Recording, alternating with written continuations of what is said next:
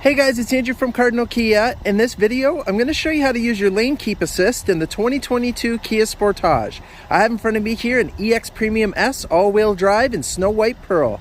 Let's get started. Okay, so to start us off, the lane keep assist button is to the left of the steering column in this cluster of buttons. Right now, the system is not turned on, but what we're going to do is we're going to go through the instrument panel, and I'm going to hit the sheet of paper button here to go sideways through it. And we're going to go over to the lane keep assist screen. So this screen here is telling us the system is off right now. So if I were to go ahead and push that button, you'll see up in the top right corner there, the little symbol came on for lane keep assist. And now in the middle, it says the lane keeping assist is now like activated. So you'll see there's a little Sportage in the middle there, and there's a few lines on either side.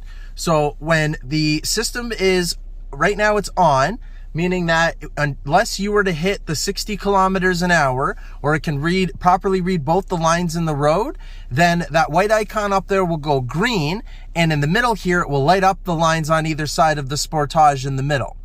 If it's assisting you from one side, it will blink on that side. And if you start crossing over the line, then lane departure warning system kicks in and audibly alerts you that you're crossing over the line while it's blinking on there to let you know what side still. And if you don't want to use that system, you can go ahead and push the button. That symbol goes away, and now it's telling us that the system is off. Now I'm going to turn it back on one more time, and I'm going to head over to the settings.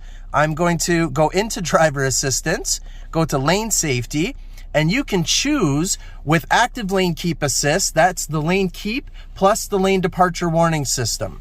Or you can have it just do the keeping to keep you away from the line, or you can have it just the lane departure warning system, or again, you can turn it off completely and not use it at all. That's your choice. And that's how you do it.